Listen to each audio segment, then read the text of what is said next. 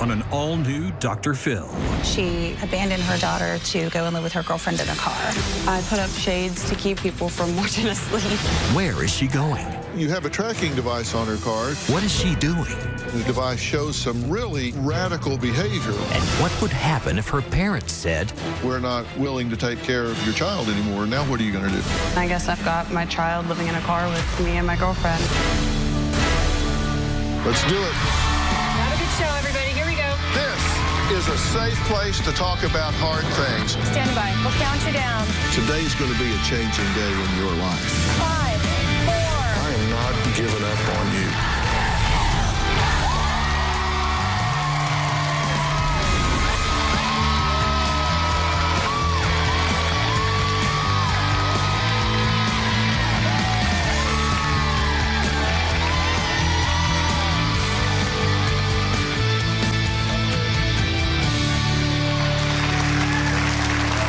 Talking to Nancy today, she wrote into the show urgently pleading for me to save her 23-year-old daughter, Paige, who she claims has gone from being an attentive mother to her 18-month-old baby to abandoning the little girl to live in her car with her girlfriend. Now, Nancy was so concerned that she put a tracking device on Paige's car to know her whereabouts at all times.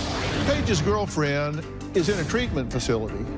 Paige has moved back in with her parents, but they fear the minute she's released, Paige will leave her baby girl in the dust, hit the highway again, back in the car with her girlfriend. Take a look.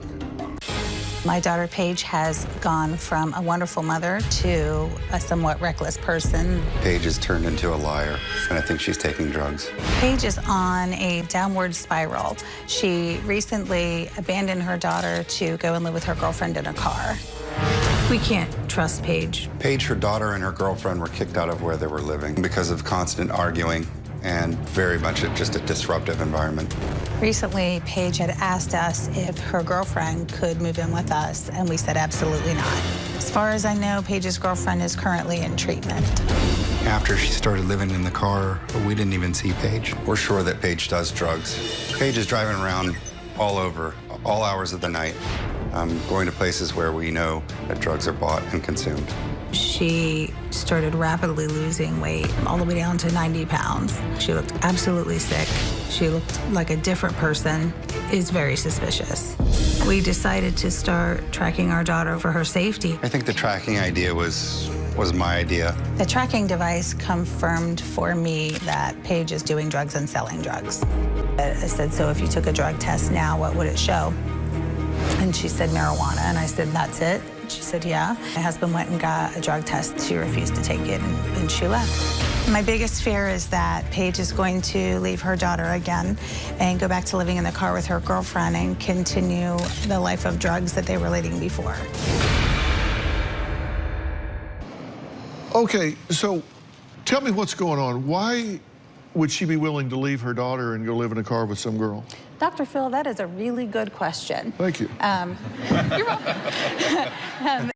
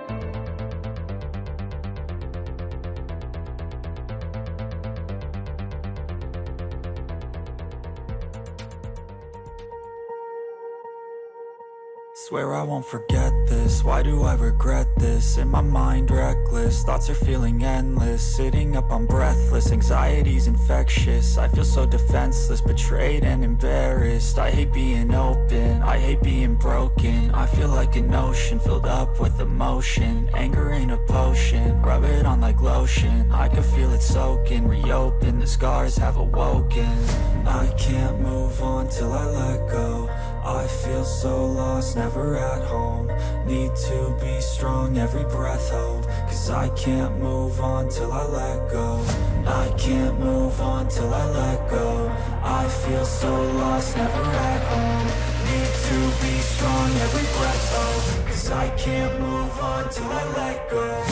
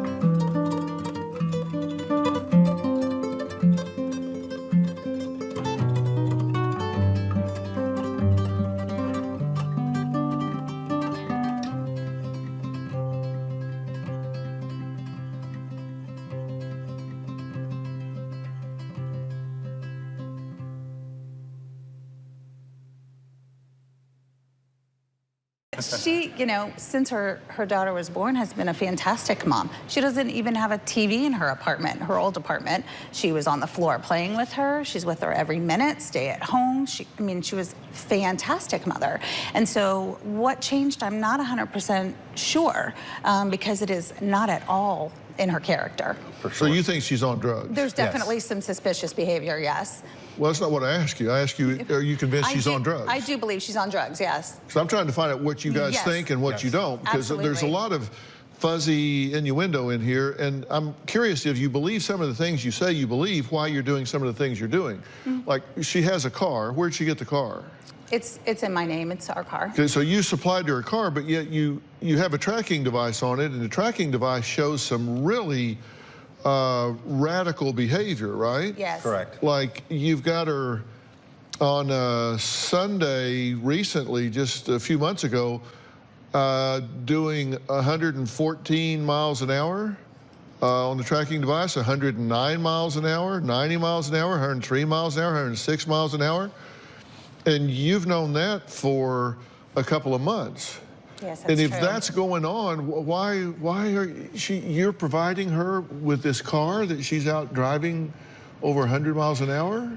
The fear is that as soon as we reveal that we're tracking her, simply to really understand where she is, that she's going to take the tracking device off, and then we really won't know where she is. She'll flee for good.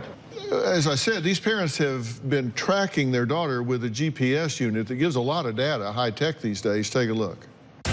This is the car that Paige drives. Out of concern, we put a tracker on it right under there.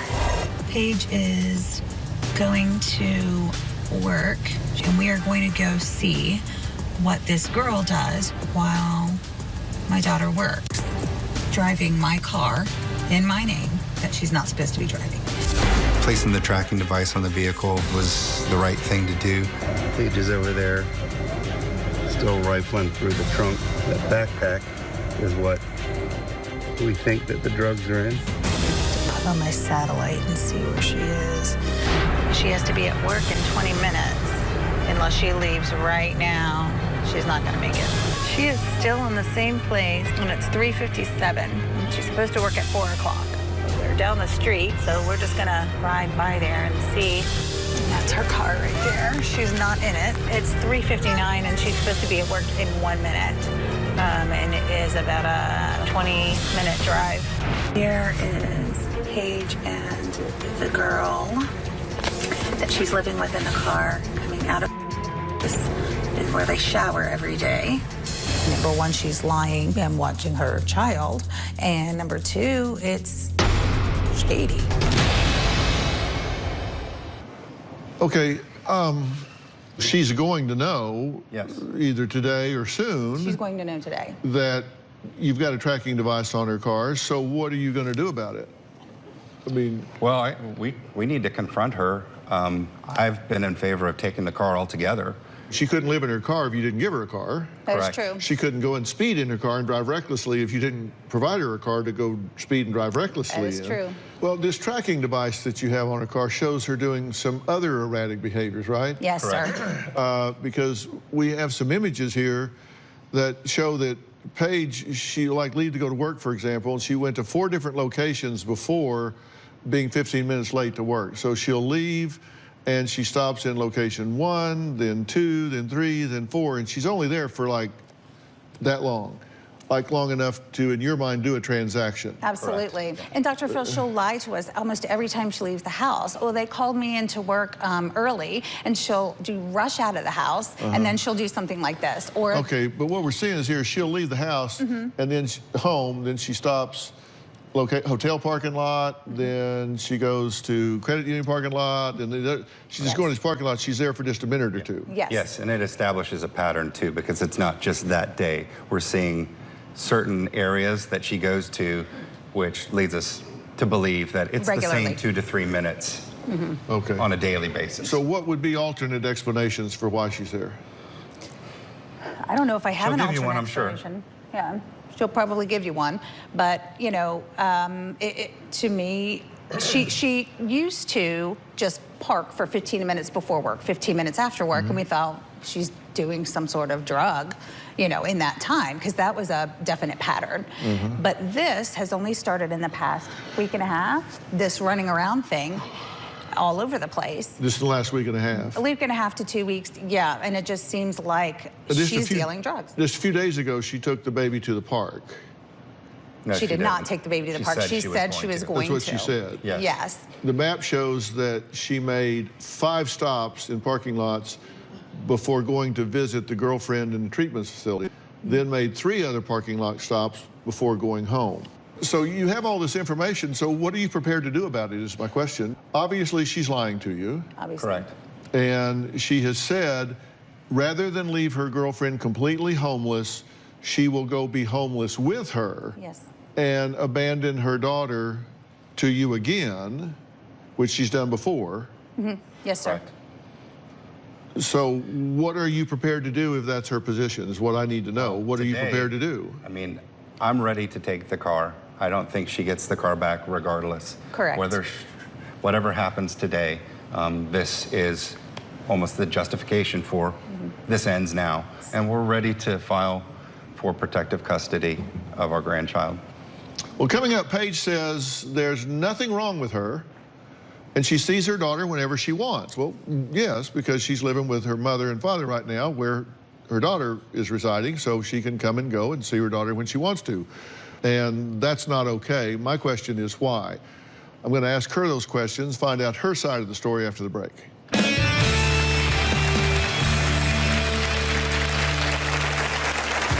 I've got my life pretty much together. My family thinks I keep secrets. I think she's taking drugs. I would move back into my car if it meant keeping my girlfriend from being homeless. And later, we did a drug screen on you. I haven't looked, but I suspect you know whether it's clean or not. Is it clean? Paige has always had dysfunctional relationships. It seems like every person that she ends up with has nothing. Paige seems to gravitate towards people who have problems themselves. When Paige is wrapped up in relationships, she does lose sight of some of the bigger picture things right in front of her face, namely her daughter. You're asking to get hurt. When it comes to Paige and relationships, there always seems to be trouble. Paige says she will do whatever it takes to be with her new girlfriend, even if it means moving back into the car. My girlfriend and I were living in the car for about a month. It was tough. It was really tough. We just sleep with the seat reclined. Basically, use these as our pillows. It was pretty hot. We'd hook up a little fan right here. Pretty uncomfortable. My back hurt. And put up some shades to keep people from watching us sleep. We would cook food at gas stations in their microwaves. I got a gym membership so we could take showers. We've done haircuts there. The fridge. Ta-da! Couldn't keep too much in it. My car smelled like home. I'd get in my car and I'm like, ah, I'm home. Like, somehow we made it work. But Paige says they wouldn't have been in the car in the first place if it weren't for her controlling mother. When my girlfriend and I got kicked out of our old roommate's house, my mom decided she didn't want us to live with her. My mom told me that my girlfriend couldn't stay at the house with her and my daughter. Paige absolutely always has a place at our house for her and her daughter, but we did not feel comfortable having this person in our house. I was living in my car because it would have made my girlfriend 100% homeless. The things you do for love. My mom definitely exaggerates and thinks that there are problems that I don't have. I've got my life pretty much together. I've got a car and a job, and I get to see my daughter every day. If she says something, we never know if it's the truth or not. My family thinks I keep secrets. I think she's taking drugs. My parents think that, you know, I was doing hard drugs. I haven't done that. Paige has been found with drugs in her dwelling, but the only one that Paige admits to using is marijuana. I occasionally smoke weed. Having to leave my daughter at my mom's was completely miserable. My mom wasn't really giving me a choice. She took her from me. They said you can have her back when you get your act together. I would move back into my car if it meant keeping my girlfriend from being homeless, even though I'd be leaving my daughter behind again. Okay, Paige, thanks for being here. I want to start with the last thing you said. The last thing you said was, I would leave to go be with my girlfriend. This is a romantic relationship? Yes, it is. I would leave to go be with my girlfriend, my significant other, even if it meant leaving my baby behind again. I want to start there because I don't understand that. That seems to be an upside-down priority, particularly for you, because everything, we do a lot of background research, and everything I can find out about you is, prior to this, you've been a really good mom, right. Really loving mom, an attentive mom, you know, play, feed, changed, everything that you'd think a mother with a maternal bond would do. And now you're saying, no, I would leave. I'd leave her behind. Right. How do you get to that point? Really, the reason I would leave my daughter behind is because, you know, I feel like they're doing a very good job of keeping her safe. All they have to do is say, okay, we're not willing to take care of your child anymore. Now what are you going to do? Then I guess I'm in a position where I've got my child living in a car with me and my girlfriend. Why can you two not get jobs and I do save have up a money? job, Well, Dr. no, Phil. I mean enough to be self-sustaining. Save up money, put down deposits, get an apartment, make a home for yourselves. I was a stay-at-home mom. I've only had a job for a little over a month now, so I've only had a little over a month to try and save up money. She was looking for a job before. And how long have you known this person? I've known her since the beginning of this year, spring, so May. No, before May. You've known her a few months? Yeah, beginning of April. And your daughter's how old? She's almost 2 in October. 2. So you've just known this woman for a few months. Your daughter's 2. I tell you what, I've got a major sticking point with this whole thing, and I don't have a sticking point with you having a relationship. I don't have a sticking point with you wanting to be with somebody. I don't have a sticking point with your right to do that. But I have one major sticking point that I don't think you've thought of, and I'm going to ask you about that when we come back. Okay?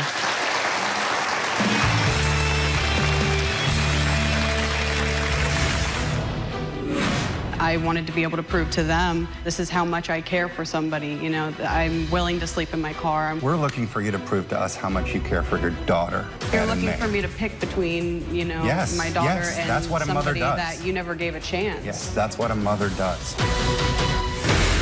And later, When I started living in my car, I never thought I would be there a full month. this is emotional extortion. She's playing chicken with you, but you didn't blink. Paige lives day by day. She expects us to be an ATM. Last year, we paid 3 months rent for her. We have been buying diapers and food for the baby. We've been paying for Paige's gas. Right now, my mom and dad help me a lot financially. I definitely don't show them enough appreciation. I don't know what her plan is. She seems like she doesn't have much direction. Okay, Nancy says Paige has been off track with her life the past few months. Lance agrees and says Paige has tried her hand at cosmetology, was going to enlist in the Navy, even worked at the circus. But she currently doesn't have any career goals at all. Now, I said I had a sticking point about this relationship. And I say that not knowing this person at all, so I'm not judging her or your relationship at all. But I do have a sticking point, and I look at relationships in terms of what the cost is in getting into a relationship. And there was a note that was kind of concerning girlfriend's constructive criticism of you. And these were these talking points, and tell me what these are. One of them says, talk about her like a fangirl. What's a fangirl? You know, is your fan your biggest fan? Okay. Admiration. Like you admire the person and all? Yeah. Okay. All right. Think the girlfriend's feelings first every single time. Is this what you're saying to yourself? That you need to do to be a better partner? Yeah. Okay, that you need to think of your girlfriend's feelings first every time. Every decision and suggestions have logic behind them. The girlfriend is right 90% of the time. She is not an emotionally driven individual. That's your assessment? Yeah. That she's more logical? Yeah, yeah. Okay. Stop focusing on making your wrongs look right, accept ownership of mistakes, learn from your mistakes. That's a pretty good one. Right. That'd be good one for everybody. All right, listen to the words girlfriend says carefully. Don't talk to your exes. You want to know what my major sticking point is? You don't seem terribly curious. I'm just trying to think what it might be. Yeah? Yeah. Well, here's my major sticking point. If person A really loves and cares about person B, they are careful to not ever put person B in a circumstance or situation that is not in their best interest. So in this situation, I'm trying to look at this through your girlfriend's eyes and saying, I'm putting her in an either-or situation where she is choosing it's either her daughter or me. And that's just unhealthy and unfair, and I don't want to be someone that would put her in that situation, because if I love her, I would never do anything to jeopardize her relationship with her daughter. No how, no way, no how am I going to be that person that puts her in that situation. There were lots of times that she said, you know, that I should go back and live with my parents and that I should just leave her to sleep on the streets. And, you know, that was a conversation we had almost every single day. And, you know, I told her, because I love and care for her, I can't just leave her to sleep on the street under a bridge, you know? And I wanted to be able to prove to them, you know, this is how much I care for somebody. You know, I'm willing to sleep in my car. I'm willing to, you know, only get to see my daughter a few times a week because of this. And but how does... We're looking for you to prove to us how much you care for your daughter, not the person that you met in May. You're looking for me to pick between, you know, yes, my daughter yes, and that's what a mother somebody does. that you never gave a chance. Yes, that's what a mother does. We did Doesn't give her matter a who. chance. We gave her a chance. We gave her every chance we would give anybody else and have given anybody else. You gave my ex a lot more chances, and you know that. I don't think it has to be an either-or personally. And coming up, Paige says that her mom buys her daughter everything she needs, like food and diapers, but Paige has a job, so where is all of her paycheck going? We'll be right back.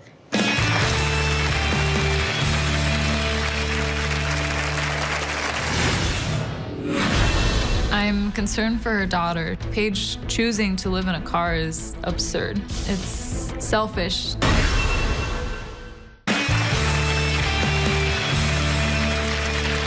Paige's sister Haley says she knows what a great mom Paige can be, but she says her current behavior with her new girlfriend is just asinine. Take a look. I don't recognize Paige anymore. Paige lies. She lies about what she does, who she's with, what she spends money on. Paige used to stay at home all day with her daughter, play with her, sing to her, bathe her, and now she will hand her daughter off to someone else to take care of her. I'm concerned for her daughter. Paige choosing to live in a car is absurd. It's selfish to choose a car over living in a home that's safe where her daughter is. Paige had told me that she sends money to her girlfriend in treatment. Paige could be spending the money on her daughter. My dad and Nancy don't know that Paige is sending money to the girlfriend in treatment. We have to get through to Paige before she's living in her car or homeless. Haley, thank you for being here. This is Thank you, Dr. Phil. This is a different set of behaviors than you've seen before, right? Correct. It's a complete transformation. You treat this girlfriend more like a daughter and put her as a priority more than you do your actual daughter. And it doesn't make sense to me. If you were talking to a friend about this, not yourself, I mean, just hypothetically, you were talking to their friend and they said, you know, I'm going to leave my daughter behind and go live in a car with somebody I met a few months ago. Would that seem odd to you? Having been in the position, you know, I try to put myself in everybody's shoes. I guess it would in ways seem odd, but, you know, when I started living in my car, I never thought I would be there a full month. I thought, you know, it would give my parents the understanding of how I felt for this girl and how much she meant and that she deserved another chance. You gravitate towards people that don't treat you with the respect that you deserve. And I don't Well, maybe think it's you because I never had a realize. father figure growing up. Well, that is part of the issue. It is part of the issue. And we need to address a lot of things. I think that you need to address a lot of things that you need to be working through, for sure. Okay, and I don't like the whole, you think I'm spending all of my paycheck giving her money and you don't know about it. You've given me money to help her as well. That was before you were working, and since you have been working? That was when I was working. I've always had a job since I've been staying with you again. I got one paycheck since I've had this job. It was $275 that went for, I bought diapers right before we came here. So don't act like you've bought every single one of them. I said, please buy a box of diapers. If I didn't ask, you would not have, and you have not.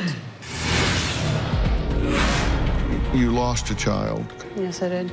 I haven't talked much about it. Is it possible that you're in a little bit of protective mode? Yeah, I've never thought of it that way before.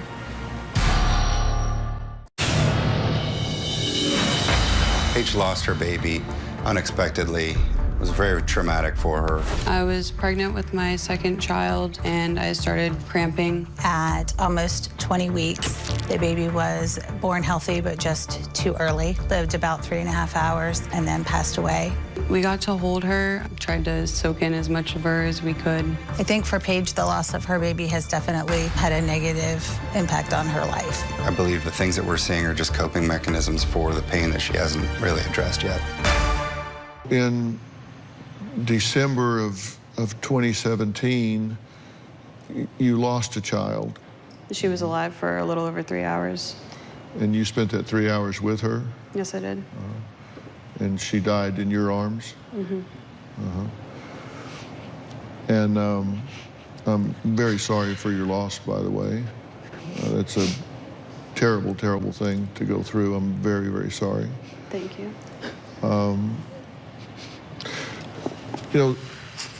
Sometimes those kind of experiences can cause people to go through life in kind of a protective sort of way, where they just withdraw their feelings and not let themselves be vulnerable and exposed a whole lot. Because it's just safer. Do you think that has affected the way you feel emotionally? Definitely, yeah. I haven't talked much about it. Because, the less you invest, the less it hurts if you lose. It's true. Are you ever afraid that something might happen to your daughter now? Yeah, of course I am. Yeah. Do you think it can cause you to keep a little bit of distance from her? I've never thought of it that way, honestly. Is it possible that you're in a little bit of protective mode? It might be. Yeah, I've never thought of it that way before. Have you ever really grieved the loss of that baby? I don't think so. Would you think that it maybe resulted in you being confused some? Yeah, I was definitely confused. And you're how old now? 23. 23. And you're not on drugs, are you? No, I'm not. Your parents think you are, but you're not, are you? No, recreational marijuana. We did a drug screen on you. I haven't looked, but I suspect you know whether it's clean or not. Is it clean? Yeah.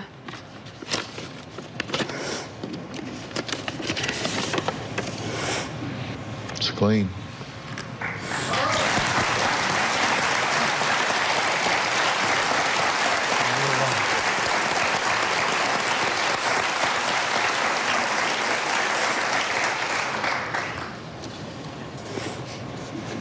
I want that to be the answer.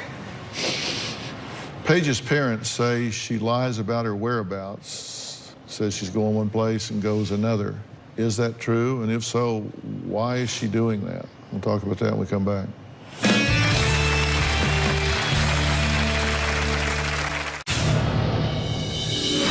My mom definitely thought I was on drugs when I was living in my car. Sometimes she'll be sniffing a lot, or she'll say, oh, my nose is so runny today, and just, you know, she lost a lot of weight. She got down to 90 pounds. I was not on drugs when I was living in my car. We've just looked at a drug screen, and does not indicate any other drugs, and I don't observe any drug behavior.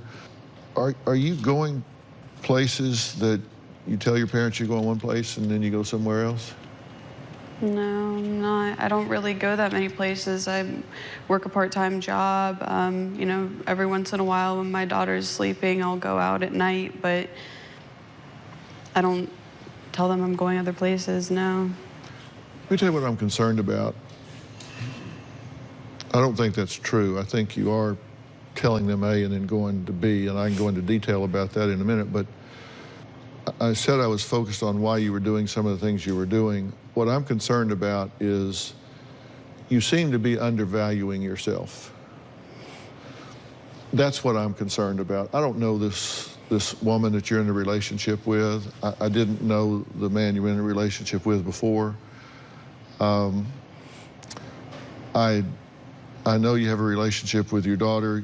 Your sister says that you can be a really great mom, but that you're now treating this woman who you barely know with a higher regard than you're treating her own daughter, right? That's what you're saying? Correct. To choose to live in a car with someone over living in a home where you have everything you need, including your daughter. That tells me you're undervaluing yourself. The formative years with your daughter are now. The formative years of 2, 3, 4, 5, 6, 7, these are highly critical years of relationship building, bonding, and personality formation with your daughter, and the most powerful role model in her life is you. The same-sex parent is the most powerful role model in any child's life. And so she looks at you to see who you are and how you live with dignity and self-respect and passion and standards and values and morals and all the things that go into being a role model. She's looking at you right now. That's probably why I have a lot of the problems I do now. May very well be, and you can either carry that legacy from one generation to the next, or you can choose to change it for her.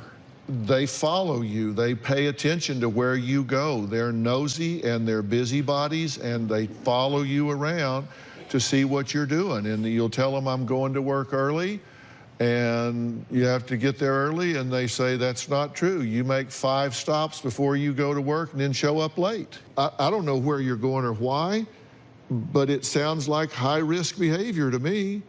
And then you're with a woman that is homeless, and you say, I'm not going to let her be homeless by herself. I'll go be homeless with her.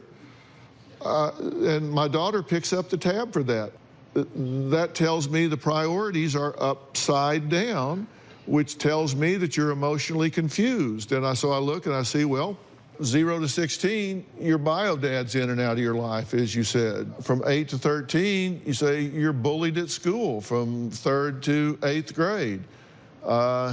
Then at 13, you say your mother has an affair with Lance. Then at 22, you lose this child, and it lives for just a few hours in your arms and it is taken away. I think that you have unresolved trauma in your life that at a very young age can just seem really overwhelming, and I think you need help with it. And we can do this a couple of ways. I can either say, okay, tough love time, guys. Take the car away. If she wants to be homeless, let her go be homeless, but she ain't gonna do it in your car. If you think she's lying to you about going from A to B when she's out going from A to A1, A2, A3, A4, A5, and you see her racing down the road at all high speeds and stuff that's putting herself at risk, taking high-risk behaviors, with the mother of a child does not have the right to put herself in high-risk situations, and you're enabling that by giving her a car. I can tell you, just take the car away, and if she can't If she can't use it responsibly, then take it away. If she can't tell you the truth, then don't give her the freedom to do it. You don't have to enable her to do it. Or we could use Plan B. And I'll tell you what that is after the break.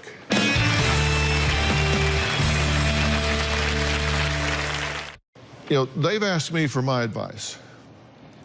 And I don't believe in enabling people. So I have one alternative, which I can say, okay, she's already told you she's playing chicken with you. This is emotional extortion. She's saying, I have my daughter as a hostage here. And so I'm saying, I will prove to you how much I love this other person by saying, I will leave and go live with her in a car. That's how much I love her. I'm proving to you, this isn't a whim, this is how much I love this person. I will leave my daughter and go live with her in a car. That should prove to you how much I love her. So let's just play chicken here, but you didn't blink. So then she's there and said, well, hell, I never thought I'd be here for a month because you didn't blink. Right now, I don't think you are making sound decisions because I think you have a trauma-induced distortion of reality. Because I think you have some open wounds that you didn't ask for, but nobody's ever helped you with them. There is a place in Tennessee called On-Site. And On-Site it's an absolutely beautiful place. And they are really the best place I know for providing really intensive workshops for people that have been through emotional trauma in their lives. And it's not a psychiatric facility at all. And by the way, you can come and go when you want. I mean, if you got there and don't like it, you can leave. We can go to Plan B.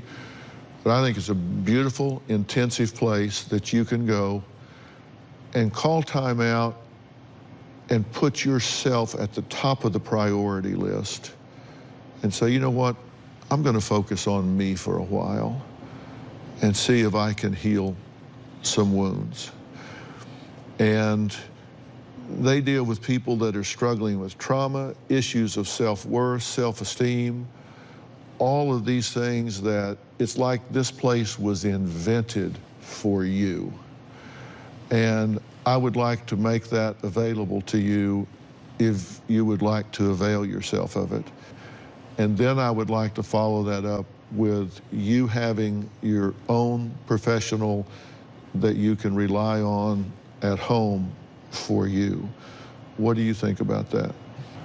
I'm definitely open to it, yeah. Give it a shot? Mm-hmm. Okay. Fair enough? Okay. I want to thank all of my guests today, and a special thanks to Miles Adcox and On-Site for offering to help Paige.